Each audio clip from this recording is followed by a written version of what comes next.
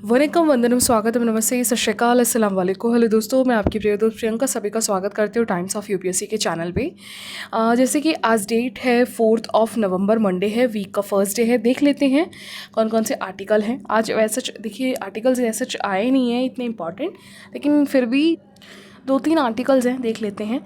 देखिए सबसे पहले ये वाला आर्टिकल हमने ऑलरेडी पहले से डिस्कस किया हुआ है। आई थिंक ये सितंबर के week, mid of the September या अक्टूबर के फर्स्ट वीक में डैफ के बारे में आया था, डाई अमोनिया फॉस्फेट के बारे में। हमने ये एक्सप्लेनेशन पे डिस्कस किया था कि डाई अमोनिया फॉस्फेट जो आने वाले टाइम पे जो बैटरीज में यूज़ होने वाली हैं, और वो चीज़ हम ऑलरेडी इंडिया जो बहुत बड़ा मेजर एग्रीकेरियन कंट्री है, क्योंकि आपको पता है कि आज भी यहाँ 50%, नियरली 50% जो है मेनली प्राइमरी जो ऑक्यूपेशन है वो एग्रीकल्चर किया जाता है, ठीक है। और di ammonia phosphate one of the major fertiliser है हमारे एग्रीकल्चर में। तो यहाँ पे हमने क्राइसिस के बारे में डिस्कस किया था, आई होप आपको याद होगा ये डिस्कशन, ठीक है। सेम ही डिस्कशन है, बाकी ऐसा जिसमें कुछ नया नहीं बताया गया है। इसमें ऐसे बता रहे हैं कि राइटर कि करंटली अगर आप देखोगे ना, नेशनल वाइड में काफ़ी ज़्यादा शॉर्टेज चल रहा है डाई अमोनिया फॉस्फेट का। तो देखिए ये 2-3 बार से ज़्यादा आ चुका है। I am definitely sure prelims में जो है, मेंस में तो चांस नहीं है इसका, लेकिन इसमें जो है प्रीलिम्स में डाई अमोनिया फॉस्फेट का डायरेक्टली या फिर एज अ ऑप्शन के फॉर्म में भी ये आ सकता है, ठीक है। तो आप प्लीज़ इसको एज अ प्रीलिम्स के पर्सपेक्टिव से काफ़ी अच्छे से करके जाइएगा, ठीक है। डाई अमोनिया फॉस्फेट जो है ना, ये एक्चुअली अभी इसका डिस्ट्रीब्यूशन बहुत ज़्यादा शॉर्टेज पड़ रहा है, ठीक है। और क्योंकि देखिए ये इंपॉर्टेंट इसलिए है, डैफ जो है ये 46% इसके अंडर में, इसके अंदर ना फॉस्फोरस होता है, जो कि हमारे क्रॉप्स के लिए बहुत ही की न्यूट्रिएंट है। स्पेसिफिकली तब जब रूट, कोई भी क्रॉप है ना, कोई भी क्रॉप जब उग रही होती है ना, तो उसको पहले रूट तैयार किया जाता है ना, तो उसमें ये डैफ का यूज़ किया जाता है। तो मेजर रूट के डेवलपमेंट में डैफ का यूज़ बहुत ज़्यादा इंपॉर्टेंट है।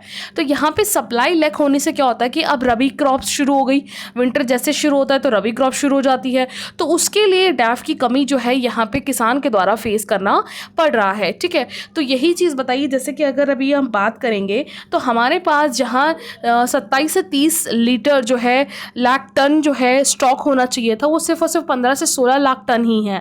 तो यहाँ पे जो है काफ़ी ज़्यादा शॉर्टेज हो रहा है, और नियरली अप्रैल से सितंबर के बीच में 19 लाख टन ही डैफ हमारे पास बचा हुआ था, या फिर हमने इंपोर्ट किया हुआ है।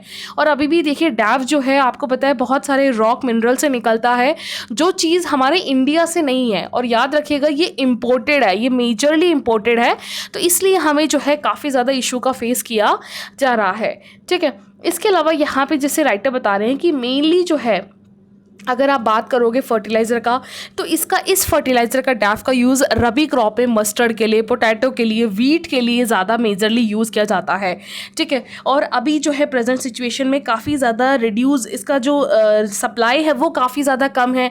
और अभी गवर्नमेंट ने भी इसकी जो मैक्सिमम रिटेल प्राइस है वो 27,000 पर टन जो है अनाउंस किया। ऑल्दो इसमें सब्सिडी भी है 21,000 के आसपास जो है पर टन पे यहाँ पे जो है सब्सिडीज़ दे रखी है। लेकिन इसके अलावा भी राइटर यहाँ पे ये बता रहे हैं, इसका जो लैंडेड प्राइस है, इसकी बैगिंग डिस्ट्रीब्यूशन के ऊपर भी कोई भी खास तौर पर जो है काफ़ी सब्सिडीज़ नहीं दी गई है। तो कहीं ना कहीं प्राइस भी इसका काफ़ी ज़्यादा मार्केट में जो है महंगा मिल रहा है, ठीक है। शॉर्टेज भी है, डिमांड भी ज़्यादा है, तो प्राइस ऑब्वियसली है जो नॉर्मल होना था, नॉर्मल से हाई होना था, ठीक है। और इसी चीज़ के लिए फार्मर्स भी जो है अभी प्रोटेस्ट कर रहे हैं।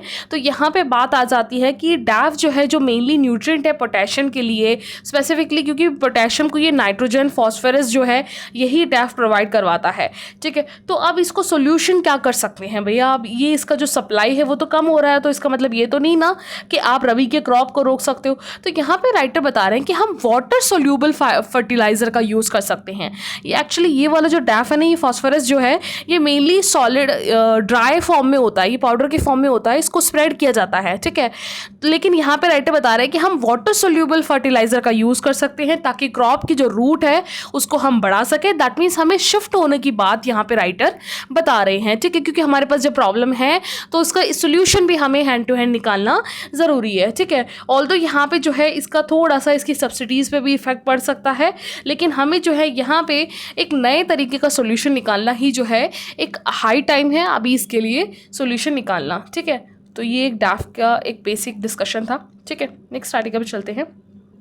देखिए नेक्स्ट आर्टिकल आपका जो मेन आइडिया पेज होता है उसमें भी पूरा यूएस के इलेक्शन के बारे में आपको पता है, कल इलेक्शन है, ठीक है। तो अब जो है पूरा वीक जो है अभी हमने ऑल्दो 29 से ही शुरू हो गया था इलेक्शन के, क्योंकि वीक ये फर्स्ट वीक है इलेक्शन के बारे में। तो अभी कल से इलेक्शन है, तो आई एम डेफिनेटली श्योर कल से यूएस का इलेक्शन क्या होता है, प्रोसीजर्स क्या होते हैं, ये पूरा आपका एक्सप्लेनेशन पेज पे आएगा। तो हमें टेंशन लेने वाली बात नहीं है, हमारे राइटर्स हैं जो पूरे विद फैक्ट एंड फिगर्स के साथ पूरा डेटा आएगा, तो उसके साथ साथ हम इसको डिस्कस करते हुए चलेंगे, ठीक है।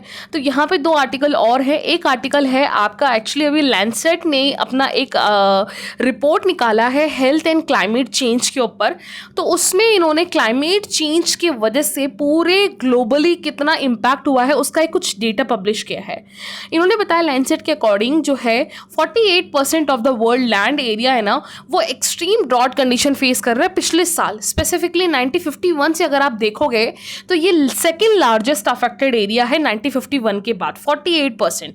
दैट मीन्स आप समझ रहे हो, मतलब 80 साल के अंडर में बहुत ही, मतलब एक सेंचुरी के अंडर ख़त्म, एक सेंचुरी ख़त्म होने से पहले ही जो है बहुत ह्यूज लेवल पे हमें क्लाइमेट चेंज जो है देखने को मिल रहा है। इसके अलावा 60% of lands were affected last year extreme rainfall की वजह से, फ्लड्स की वजह से और वाटर कंटैमिनेशन की वजह से। आप देख रहे हो दोनों चीज़ आपको दिखेगी। क्लाइमेट चेंज का मतलब ऐसा नहीं है कि आपको सिर्फ और सिर्फ या तो सुनामी या अर्थक्वेक या आपको फ्लड देखने को मिलेगा, यहाँ पे ऑपोजिट ड्रॉट भी देखने को मिल रहा है एंड और वो भी 1951 के बाद सेकंड लार्जेस्ट ड्रॉट मिला है वर्ल्ड लेवल पे।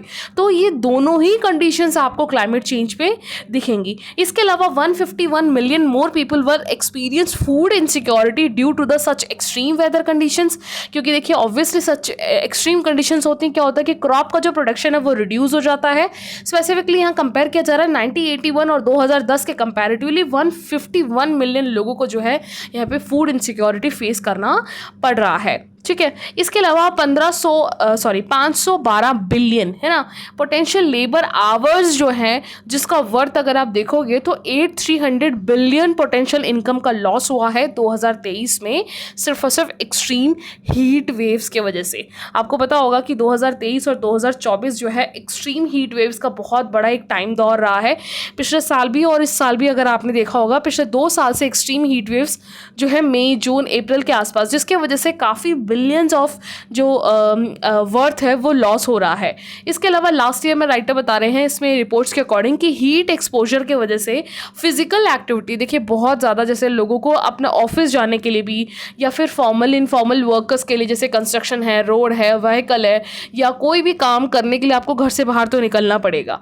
तो यहाँ पे क्या होता है कि जो फिजिकल एक्टिविटी है वो काफ़ी ज़्यादा रिड्यूस हुई है 1990 के बाद से, ठीक है। और इसके अलावा एवरेज अगर आप देखोगे तो 2023 में 50 दिन ऐसे आए हैं जो मोर डेंजरस हैं टेम्परेचर की वजह से, जिस दिन आप ना तो ज़्यादा कोई एक्टिविटी कर सकते हो, ना तो कोई अर्निंग का सोर्स या कोई ऐसा है कि, क्योंकि एक्सट्रीम टेम्परेचर की वजह से आपका जो है ये इम्पैक्ट होता हुआ हमें दिख रहा है। इसके अलावा अगर आप बात करोगे यहाँ पे 65% पॉपुलेशन लास्ट ईयर जो है 167% ऐसे रीच हुई हैं जहाँ पे क्लाइमेट का इम्पैक्ट बहुत ज़्यादा पड़ा है यहाँ पे, ठीक है। हीट रिलेटेड डेथ्स जो हुई हैं 160% इम्पैक्ट हुआ है, ठीक है। इसके अलावा हॉटर की वजह से क्या हो रहा है कि यहाँ पे 31% जो है डेंजरस हाई कॉन्सेंट्रेशन की वजह से, यानी जो पर्टिकुलेट मैटर होता है 2.5 है ना, 2.5 10 जो होता है पर्टिकुलर मैटर, जिनके जो मैटर होता है पर्टिकुलर मैटर का एक्चुअली प्रॉब्लम पता है क्या हो, 2.5 और पर्टिकुलर मैटर 10 जो है, इनके जो पार्टिकल्स होते हैं ना वो इतने छोटे, इतने बारीकी से होते हैं, इनकी जो डेंसिटी है वो आपके जो हेयर होते हैं ना उससे भी बहुत छोटे होते हैं, बहुत ईजिली इनहेल किया जा सकता है इंसान के लंग्स से, ठीक है। बाय नोज जो है लंग्स में ये सीधा जाके इम्पैक्ट कर सकता है। तो ये चीज़ जो है 31% इंक्रीज़ हुआ है पर्टिकुलर मैटर का। तो ये बहुत बड़ा एक डेटा है जो यहाँ पे लैंडसेट के द्वारा जो है यहाँ पे पब्लिश किया गया है, ठीक है। तो ये मेंस के लिए बहुत इंपॉर्टेंट है ये आर्टिकल, ये वाला जो डेटा है, ठीक है। नेक्स्ट है paradox of stagnant rural wages. Actually इसमें राइटर हरीश दामोदरन जी क्या कहना चाह रहे हैं कि ये बताना चाह रहे हैं कि अभी ना रिसेंटली देखा जाए तो रूरल एरिया में ना रोजगार तो बढ़ रहा है, एम्प्लॉयमेंट, ठीक है, लेकिन उनकी जो सैलरी है ना वेज रेट वो स्टेगनेंट है, या तो नेगेटिव हो जाए, ठीक है, या फिर पॉजिटिव हो जाए, लेकिन स्टेगनेंट है। तो भाई इसका कारण क्या है? क्योंकि देखिए लोग ज़्यादा काम कर रहे हैं लेकिन सैलरी कम है, तो पता क्या होगा, फिर कंजम्पशन इतना नहीं होगा लोगों के पास, या तो पैसा ज़्यादा हो, है ना, पैसा ज़्यादा होगा तो वो मार्केट में ज़्यादा से ज़्यादा डिमांड करेंगे, अपने कंजम्पशन आइटम्स पे ज़्यादा खर्च डे टू डे लाइफ में, है ना। लेकिन यहाँ पे क्या हो रहा है कि एम्प्लॉयमेंट तो दिख रही है डेटा के हिसाब से, लेकिन यहाँ पे वेजेस स्टेगनेंट है। तो ऐसा क्या रीज़न है, तो उस रीज़न के बारे में यहाँ पे डिस्कस किया है, देख लेते हैं। तो यहाँ पे इंडियन इकोनॉमी की अगर आप ग्रोथ की बात करोगे 2019 से लेकर 2024 तक, तो यहाँ पे इन्होंने बोला है कि अगर आप मेनली 4.6 से 7.8 रहा है, ठीक है, तो अच्छे खासे ग्रोथ तो दिखिए। स्पेसिफिकली अगर आप रूरल इंडिया की बात करोगे तो यहाँ पे लेबर फोर्स ने भी एक डेटा कंपाइल किया है जिसमें कम से कम 600 विलेजेस का डेटा कंपाइल करके बताया है। ओवरऑल 20 स्टेट्स के अंडर में 2019 से 2024 तक का एक डेटा है, ये रॉ डेटा है। देखिए ये बहुत इंपॉर्टेंट डेटा है, इसलिए मैं बता रही हूँ क्योंकि कम से कम 4 से 5 साल का डेटा इसमें इनकलकेट किया गया है। और हमेशा आप याद रखिएगा, इकोनॉमी जब भी आप पढ़ रहे हो कम से कम आपके पास या तो 5 साल का या 10 साल का, ठीक है, मिनिमम इतना तो डेटा आपके पास होना चाहिए, तभी आप एक बहुत बड़े इकोनॉमी का बहुत एक बड़े लेवल पे जो है चेंज आप देख सकते हो। हर क्वार्टर का, हर साल के से क्या होता है कि ज़्यादा इम्पैक्ट आपको नहीं पता चलेगा, ठीक है। तो यहाँ पे इन्होंने बताया है कि अगर आप बात करोगे वेज रेट की, तो यहाँ पे वेज रेट जब हम कैलकुलेट करते हैं तो हम नॉमिनल और रियल, यानी देखिए नॉमिनल में क्या होता है कि बिना इन्फ्लेशन के एडजस्ट किया हुआ होता है, और रियल में क्या होता है इन्फ्लेशन एडजस्ट किया होता है। दैट मीन्स नॉमिनल में इन्फ्लेशन जितना बड़ा है वो भी ऐड करके बताया जाता है, और रियल में बिना इन्फ्लेशन, यानी इन्फ्लेशन बढ़ने की वजह से जितनी सैलरी बढ़ी है, जितना खर्च बढ़ा उसको हटा दिया जाता है। तो इन सब चीज़ों को इसमें ऐड करके किया जाता है, और इसमें जो है मेनली प्लगिंग, सोइंग कितना हुआ, हार्वेस्ट किया, थ्रेशिंग कितना हुआ, पिकिंग ऑफ कमर्शियल क्रॉप्स कितनी हुई, हॉर्टिकल्चर कितना हुआ, एनिमल हस्बेंड्री कितना हुआ, ये सारे डेटा के हिसाब से जो है रूरल एरिया का जो है इकोनॉमी ग्रोथ डिसाइड होता है, क्योंकि मेजरली पोर्शन इसका इकोनॉमी एग्रीकल्चर बेस्ड है, ठीक है। तो इन्होंने यहाँ पे ये बताया है कि अगर आप पिछले 4-5 साल से देखोगे तो एग्रीकल्चर में जो है रूरल का जो वेज रेट है वो 5.2% तक आया है, ठीक है, और सिर्फ एग्रीकल्चर से ही 5.8% तक की ग्रोथ देखी गई है। लेकिन अगर आप इसमें एनुअल ग्रोथ देखोगे ना हर साल का, तो यहाँ पे वेज रेट का -0.4% है, और अगर आप देखोगे यहाँ पे सिर्फ एग्रीकल्चर का ओवरऑल तो 0.2% ही है। दैट मीन्स यहाँ पे लोग काम तो कर रहे हैं लेकिन उनकी जो सैलरी बढ़नी है ना वो बहुत नेगेटिव में 0.4% एनुअली बढ़ रही है। और सिर्फ, और अगर एग्रीकल्चर में बात करो, क्योंकि देखिए ओवरऑल रूरल के डेवलपमेंट में तो बहुत सारी चीज़ें आती हैं, लोग माइग्रेट भी करते हैं, लोग यहाँ पे पशुपालन का काम भी करते हैं, ठीक है, लेकिन अगर आप सिर्फ और एग्रीकल्चर में बात करोगे तो 0.2% है, 0.2%। तो इस वजह से यहाँ पे क्या होता है, वेज रेट काफ़ी ज़्यादा स्टेगनेंट दिख रही है। तो यहाँ पे राइटर यही क्वेश्चन पूछ रहे हैं, तो अब भैया कि जो रूरल का वेज रेट है वो स्टेगनेंट क्यों नहीं है? अगर नेगेटिव है, अगर इफ़ नॉट नेगेटिव, अगर नेगेटिव नहीं है तो फिर क्यों नहीं है, और अगर नेगेटिव भी नहीं है तो फिर तो पॉजिटिव होना चाहिए, लेकिन पॉजिटिव नहीं है, ये तो स्टेगनेंट है, क्यों है? तो यहाँ पे एक रीज़न ये बता रहे हैं कि क्या हो रहा है कि एक्चुअल में अगर आप 4 से 5 साल में अगर अभी देखोगे 2018 से 2023 तक ना, जो ग्रामीण एरिया है ना, जो रूरल एरिया है, वहाँ पे वर्क फोर्स बढ़ गया है। एक्चुअली क्या हुआ है कि पिछले 4-5 साल में माइग्रेशन सिटी की तरफ काफ़ी हुआ है, जिसमें जो मेल हैं गाँव के वो लोग शिफ्ट हो गए अर्बन में, ठीक है, एक मिनट, वो हो गए अर्बन में। तो अब गांव में पहले ये मेल काम क्या करते थे, एग्रीकल्चर का काम करते थे। अब जब ये शिफ्ट हो गए तो ये स्पेस खाली हो गया, तो इस स्पेस को जो वुमेन है उन्होंने भर दिया। दैट मीन्स अब गांव में खेती का काम वुमेन ज़्यादा करने लग गई। तो इससे क्या हुआ कि अगर मान लीजिए कि अगर हर गाँव में 10 मेल चले गए थे तो वहाँ पर 10 फीमेल ने उस जगह को ऑक्यूपाई कर लिया। तो यहाँ पे जो लेबर फोर्स थी उसकी कमी तो बिल्कुल भी नहीं आई ना, ठीक है। जब लेबर फोर्स कम होता है तो क्या होता है, लोगों का जो वेज रेट है वो बढ़ेगा, क्योंकि सप्लाई कम है। अगर आप लोग काम करने वाले कम होंगे और काम करवाना भी है एग्रीकल्चर का, एकदम से काम तो बंद भी नहीं होगा, तो वहाँ पर वेज रेट बढ़ेगा। लेकिन यहाँ पे लेबर फोर्स बिल्कुल इक्वली अगर सप्लाई होती जा रही है, तो जब लेबर चीप मिलता है ना, बहुत सस्ते में जब मिलता है, तो क्या होता है कि लोग पहले वाले सैलरी पे, जो सैलरी दी जा रही है उस पर काम करने के लिए रेडी हो जाते हैं, ठीक है। तो यही एक फिनोमिना हमारे इंडिया में दिख रहा है कि यहाँ पे अगर आप देखोगे जैसे ही मेल का माइग्रेशन हुआ वहाँ पे, अब जैसे 2018 पहले से देखोगे तो वुमेन सिर्फ और सिर्फ एग्रीकल्चर में 24% ही थी, ठीक है। लेकिन 2023-24 तक आते आते उसका 41.7% पार्टिसिपेशन बढ़ गया। दैट मीन्स उसने अपने आप को डबली जो है इनकलकेट कर दिया, अपने आप को इन्वेस्ट कर दिया एग्रीकल्चर में। तो क्या होगा कि सप्लाई, जो लेबर की सप्लाई है वो ओवर हो गई, तो सैलरी कहाँ बढ़ेगी? सैलरी तो उतनी ही रहेगी जितनी है, क्योंकि अगर सप्लाई कम होती लेबर की तो सैलरी बढ़ती ना, ठीक है। तो ये एक रीज़न है। ऊपर से इन्होंने बोला है कि देखिए क्या होता है कि अब 18 से 23 के तक 47%, और वहीं अगर आप मेल लेबर फोर्स की बात करोगे जो एग्रीकल्चर में है वो 75% है। ओवरऑल इवन लेबर फोर्स की बात करोगे, नॉट ओनली एग्रीकल्चर, पूरे रूरल एरिया से लेकर सब में ओवरऑल इंडिया में, तो यहाँ पे 75 से 78% है, ठीक है। तो यहाँ पे और इंडिया में ओवरऑल एग्रीकल्चर को छोड़ के भी या एग्रीकल्चर को ऐड करके बाकी ओवरऑल लेबर फोर्स 76 से 80% है। ऑल्दो मेल और फीमेल का लेबर फोर्स बहुत फ़र्क है, लेकिन एग्रीकल्चर में फीमेल का लेबर फोर्स पहले से बहुत बढ़ चुका है, ठीक है। और यहाँ पे फाइनेंस मिनिस्टर ने अभी रिसेंटली जो एक साल पहले बजट भी आया था 23-24 में, इस चीज़ को हाईलाइट भी किया कि फीमेल का जो लेबर फोर्स इंडिया में है वो पहले से बढ़ा है पिछले 10 साल के अंडर में, और पिछले 5 साल के अगर डेकेड में देखोगे, पिछले 5 साल की जो सरकार है, क्योंकि इन्होंने स्पेसिफिकली इसके लिए उज्ज्वला, हर घर जल, सौभाग्य और स्वच्छ भारत स्कीम जैसे मेजर गवर्नमेंट, सेंट्रल गवर्नमेंट के जो फ्लैगशिप प्रोग्राम्स हैं, इन्होंने क्लेम किया है कि इन्होंने वुमेन का जो हाउस होल्ड्स काम होता है, जल्दी से खाना बनाना, इलेक्ट्रिसिटी, पाइप ड्रिंकिंग वाटर, जहां पहले वो 30-30 किलोमीटर, 10-10 किलोमीटर जाके पानी लेके आती थी, उस चीज़ को इन्होंने हर घर जल से सुधार दिया। जहां वो पहले उपले और चूल्हे के लिए पहले लकड़ी इकट्ठी करती थी, फिर उसके बाद घर में खाना बनाती थी, तो उस चीज़ के लिए उज्ज्वला स्कीम ने रिप्लेस कर दिया।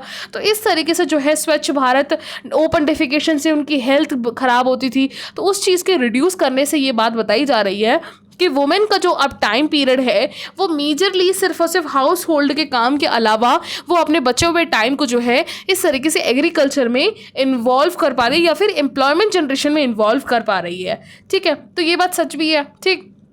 लेकिन इसके अलावा इन्होंने ये भी चीज़ बोली है कि लेबर फोर्स पार्टिसिपेशन जो है, इसका एक और रीज़न ये है कि क्या हो रहा है कि एक्चुअली जो वुमेन पार्टिसिपेशन रेडी है ना काम करने के लिए, वो लो वेज रेट या फिर जो वेज रेट पहले से मेंटेन है ना उस पर काम करने को वो रेडी है।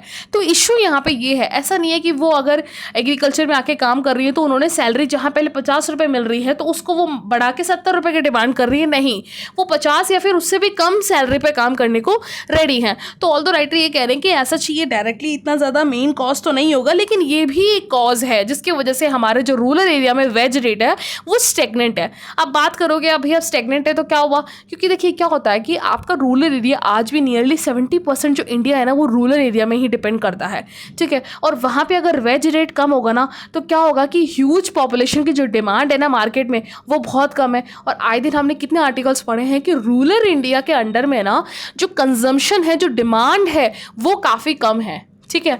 तो यहाँ पे ना नए ट्रैक्टर या नए कुछ कंजम्पशंस करते हुए लोगों का जो है नहीं दिख रहा है। ये कंप्लेन किसने, कॉर्पोरेट कंपनीज ने ये कंप्लेन करी है, ठीक है। तो यहाँ घूम फिर के आता है। तो अब बात आ जाती नेक्स्ट सेकंड पॉइंट की। तो ये वाला तो जो पॉइंट था हमने 1 और 1A और 1B हमने डिस्कस किया, ठीक है। अब बात आ जाती है सेकंड पॉइंट। सेकंड पॉइंट में इन्होंने बोला है कि एक्चुअली जो वुमेन का अगर सप्लाई भी हो रहा है ना वो उस एरिया में नहीं हो रहा जहाँ पे डिमांड है। फॉर एग्जांपल के लिए वुमेन का जो सप्लाई है लेबर फोर्स का वो घर से वो फील्ड की तरफ हो रहा है, ना कि घर से ऑफिस या फिर फैक्ट्री में नहीं हो रहा जहाँ डिमांड है और जहाँ इसको ज़्यादा से ज़्यादा वेज रेट मिलने के चांसेस ज़्यादा हाई हैं, ठीक है। तो एक ये रीज़न जो है यहाँ पे इन्होंने बताया है कि वर्क फोर्स जो है कल्चर वो रूरल एरिया का, ऑल्दो जैसे अगर आप एग्रीकल्चर का बात करोगे तो एम्प्लॉयमेंट वर्क फोर्स 71 से 76% है, लेकिन वो वुमेन की वजह से जो है एग्रीकल्चर लेबर में है, ना कि फील्ड ऑफिस या फिर फैक्ट्री में शिफ्ट नहीं हुआ है।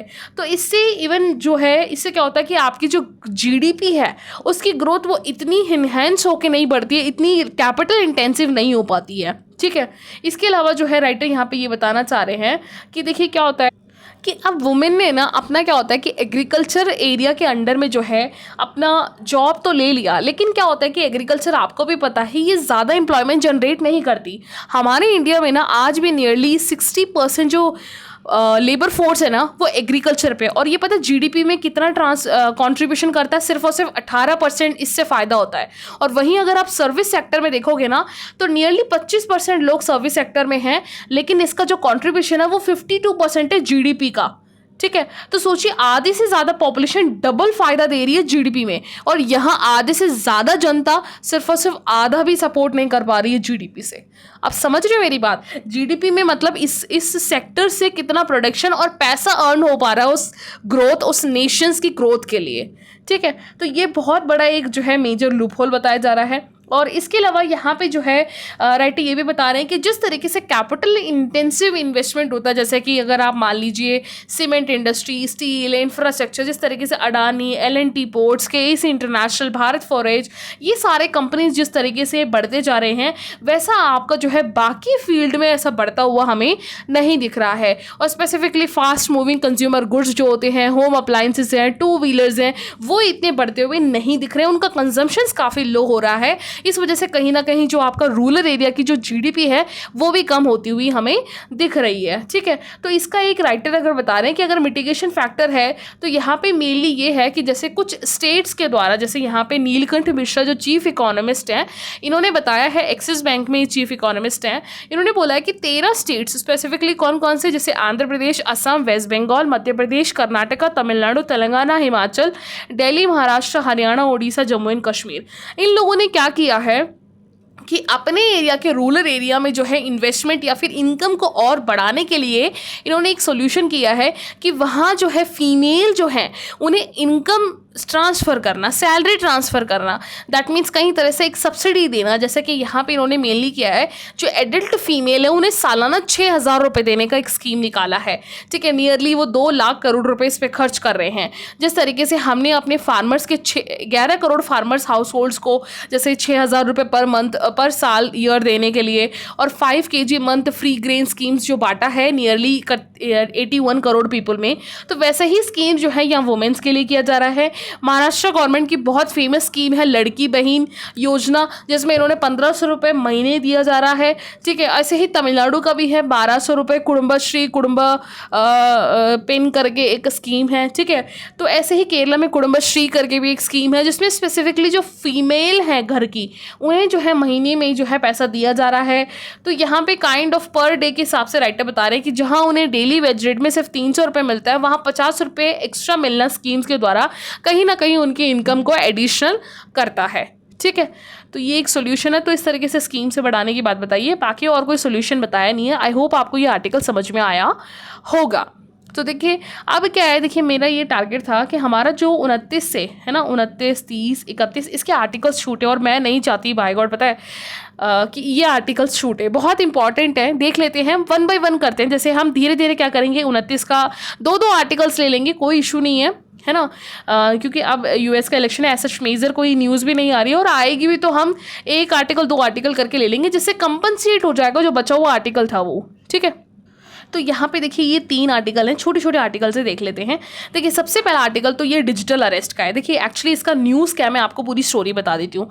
आपने अभी ना बहुत ही न्यूज़ में फ्रिक्वेंटली देखा होगा जो एक्चुअली क्या होता है डिजिटल अरेस्ट, ये वर्ड भी पहली बार सुना होगा। डिजिटल अरेस्ट क्या हो रहा है, जैसे आपके ऊपर स्पेसिफिकली ये टारगेट किया जा रहा है 70 ईयर या फिर आप ये मान लीजिए जो नियरली 60 से 70 ईयर से ज़्यादा ओल्ड एज है, जिन्हें इंटरनेट का या फिर जिन्हें सोशल मीडिया का या जितने फ्रॉड्स हो रहे हैं उनका इतना अवेयर नहीं है। ठीक है, तो यहाँ पे क्या हो रहा है कि उन लोगों को टारगेट किया जाता है, उनके घर में फ़ोन किया जाता है, उनको ये बोला जाता है कि आपका जैसे आधार कार्ड का मिसयूज़ हो रहा है या फिर आपके ऊपर जो है ड्रग्स या ट्रैफिकिंग का जो है चार्ज है और आपको अरेस्ट किया जा रहा है काइंड ऑफ। ठीक है, और मैं इस तरीके से बॉम्बे पुलिस से सेल से बोल रहा हूँ या फिर मैं जो है तमिलनाडु पुलिस से बोल रहा हूँ, काइंड ऑफ करके फेक एक सेल जो है ऑनलाइन सेल क्रिएट किया जाता है। एक्चुअली ये सारा वीडियो कॉल से होता है और वो भी फेस टू फेस। आप देख सकते हो, आप इवन यूट्यूब पे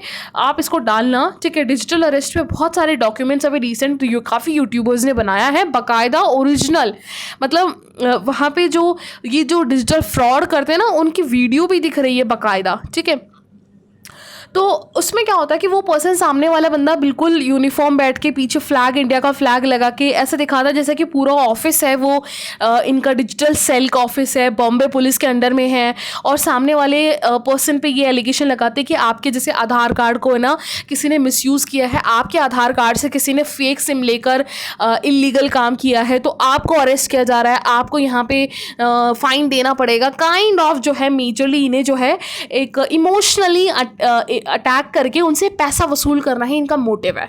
ठीक है, तो ऐसे केसेस बहुत फ्रिक्वेंटली बढ़ रहे हैं। आपको लगेगा 1-2 केस आया है, पता है यहाँ पे डेटा बताया गया है कि जनवरी 1 तारीख से लेकर अगर अप्रैल 30 तक देखोगी ना, इंडिया में national cyber crime reporting portal के अकॉर्डिंग कम से कम 7 लाख कंप्लेंट्स आए हैं ये डिजिटल अरेस्ट स्कैम के। इसमें क्या होता है कि आपको फूल यानी पागल बनाया जाता है, ये रियलाइज़ करवा के कि हम ओरिजिनली डिजिटल सेल के पुलिस हैं, ऑनलाइन पुलिस हैं जो आपको अरेस्ट करेंगे, तो आपको इसके लिए इतना फाइन भरना पड़ेगा। ये काइंड ऑफ अ स्कैम किया जाता है जिसमें नियरली 120 करोड़ रुपए डिजिटल फ्रॉड हुए हैं। ठीक है, और यहाँ पे 1400 करोड़ के आसपास ट्रेडिंग स्कैम्स हुए हैं, 222 crore investment scams, nearly dating scams 13 crore के आसपास, डेटिंग रोमांस, जैसे आपको पता होगा बहुत सारे बीच में वीडियोस थे कि वो फीमेल या मेल जो है आपको वीडियो कॉल करेंगे, आपको जो है न्यूड पिक्स दिखा के, न्यूड वीडियोस दिखा के आपके जो एक्सप्रेशंस, एकदम से बंदा शॉक हो जाता है कोई भी, तो उसके एक्सप्रेशंस के वीडियोस लेकर उसको ब्लैकमेल करना कि मैं आपके जो कॉन्टैक्ट्स हैं उसको मैं शेयर कर दूंगा, आप इस तरह की चीज़ें देखते हो। तो ऑब्वियसली हर पर्सन की एक डिग्निटी होती है और वो बंदा गलत नहीं होता है एक्चुअली, है ना, लेकिन उसका मेन टारगेट क्या होता है, उसको मेंटली जो है उसको ये हिट करवाना कि आपने जो काम किया है वो गलत किया है, उसे गिल्ट में डालना। इनका इन सारे जो फ्रॉड स्कैम करते हैं इनका मेन टारगेट होता है उसको गिल्ट में डालना। और पर्सन रियली जब गिल्ट में आ जाता है ना तो उसको लगता है कि दुनिया की सबसे बड़ी गलती मैंने ही करी है ना। तो उससे क्या होता है कि उस गिल्ट से उससे पैसा वसूला जाता है, उससे मनी बार्गेनिंग की जाती है। तो ये बहुत बड़ा एक स्कैम निकल रहा है। ठीक है, तो ऑल्दो इस पे नेशनल साइबर कोऑर्डिनेशन सेंटर्स काफ़ी तेज़ी से इस पे काम कर रहे हैं। सोचिए कुछ महीने के अंदर 3 से 4 महीने के 7.5 लाख कंप्लेंट, समझ रहे हो आप, मजाक नहीं है। कम से कम 120 करोड़ डिजिटल अरेस्ट, 120 करोड़, कितने लोगों को पागल बनाया इन लोगों ने। और स्पेसिफिकली ये ना ओल्ड एज के लोगों को जो है टारगेट कर रहे हैं। तो ये बहुत बड़ा एक एग्जाम्पल है हमारे पास कि जिस तरीके से हम डिजिटल आर्टिफिशियल इंटेलिजेंसी, जिस तरीके से हम टेक्नोलॉजी बेस्ड में बहुत रफ्तार से बढ़ रहे हैं ना, उसका कॉन्सिक्वेंसेस भी उतना ही रफ्तार पीछे आ रहा है। ठीक है, तो और यहाँ पे इंडिया को तो इसलिए भी सोचना चाहिए क्योंकि एक तो यंग पॉपुलेशन बहुत ज़्यादा है, इससे उनके बीच में जो है गिल्ट के वजह से एक सुसाइड कमिटमेंट होने का चांसेस ज़्यादा होता है यंग पॉपुलेशन में। ऊपर से यहाँ पे जो है जो सोशल मीडिया का यूज़ है वो भी बहुत ज़्यादा है हमारे यंगस्टर्स के बीच में। ठीक है, और सबसे बड़ी बात, हमारे पास डेटा प्रोटेक्शन एक्ट 2021 के अलावा साइबर सेल या ऑनलाइन लॉज बहुत ज़्यादा लैक है हमारे पास। अभी तक हमारे पास एआई का लॉ नहीं है, अभी तक सिर्फ यूके ने ही जो है एआई का लॉ पास किया है, हमारे पास एआई का लॉ नहीं है। तो इससे एक एग्जांपल हम जो है अपने पॉलिसी मेकर्स, अब बीइंग हम खुद एक फ्यूचर के ब्यूरोक्रेट्स होने के नाते हमें सोचना चाहिए कि टेक्नोलॉजी में बढ़ना कोई बड़ी बात नहीं है, लेकिन उस टेक्नोलॉजी से पीछे क्या क्या आपके पास इश्यूज़ आ सकते हैं उसके लिए पहले से अवेयर रहना, पहले से ही रेमेडीज़ तैयार करके रखना, वो ज़्यादा स्मार्टनेस होगा हर एक नेशन के लिए, राइट। तो ये एक बहुत अच्छा आर्टिकल था। ठीक है, नेक्स्ट आर्टिकल चलते हैं। लेकिन नेक्स्ट आर्टिकल एक्चुअली क्या है ये आपको पता होगा, विजय तलपति करके एक्टर हैं तमिलनाडु के, इन्होंने अब जो है टीवी के, ठीक है, तमिलगा वेट्री कलगम करके एक पार्टी बनाई है। ठीक है, एक्चुअली ये इसलिए भी इंपॉर्टेंट है, एक तो देखिए यूपीएससी के सिलेबस में जो स्टेट पॉलिटिकल पार्टी है वो कब बनती है, वो कब इसको बनाया जा सकता है, उसे कब रजिस्ट्रेशन मिलता है, अथॉरिटी मिलती है कि ये स्टेट पॉलिटिकल पार्टी है, वो आपको पता होना चाहिए। ऑल्दो अभी तो देखिए ये बना है, सिर्फ पार्टी बनी है ये, ठीक है, इसको अभी ऑथोराइजेशन नहीं मिला है। लेकिन एक्चुअली इसमें बात यह आ जाती है कि काफ़ी लंबे टाइम से जब से ये फ्रीडम लिया है ना तमिलनाडु की पॉलिटिक्स में ना, ये इसलिए भी इंपॉर्टेंट हो जाता है, तमिलनाडु के पॉलिटिक्स में सिर्फ 2 पार्टी ने डोमिनेट किया है, एक है डीएमके ने, एक है एआईडीएमके ने। ठीक है। इसके जो लीडर्स थे मिस्टर करुणानिधि थे, उनकी डेथ हो चुकी है। अब उनके बेटे स्टालिन और उसके बाद उनके पोते, मतलब दैट मीन्स परिवार वंश चल रहा है डीएमके में, क्योंकि एक्चुअली ये यूपीए की भी अलायंस है, ठीक है। दूसरी बात, जो एआईडीएमके जिनकी लीड पहले जो है एमजीआर जी ने किया था, ठीक है, आपने तलेवी कंगना की मूवी भी देखी होगी उसमें, तो यहाँ पे एमजीआर, उसके बाद जो है जयललिता, ठीक है, रही। उनकी डेथ के बाद एक्चुअली क्या है, उनका कोई परिवार, क्योंकि पारिवारिक नहीं है एक्चुअली ये वाला जो पार्टी है एआईडीएमके, तो वहाँ पे जो उनके लीडर्स हैं वो नेक्स्ट लीडर ही जो है इसको लीड कर रहे हैं। तो अब मेनली पिछले 70 साल में ना जिस तरीके से नेशन में रहा है, सिर्फ इस स्टेट को इन 2 लोकल पार्टी ने ही रूल किया है। आप सोचिए, कोई थर्ड पार्टी इतनी रही नहीं है यहाँ पे।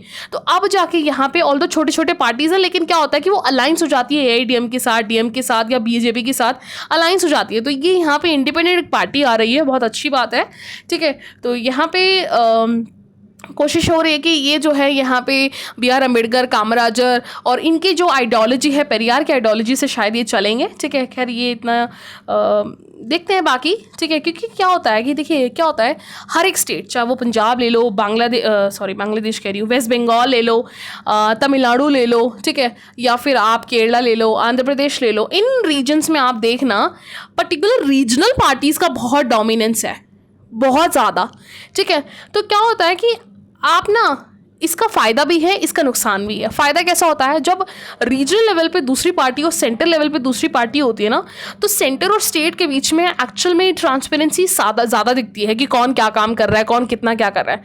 लेकिन प्रॉब्लम ये भी हो जाती है जब रीजनल लेवल पे उनका डेवलपमेंट आ जाता है ना, तो वो बहुत अलग तरह का होता है।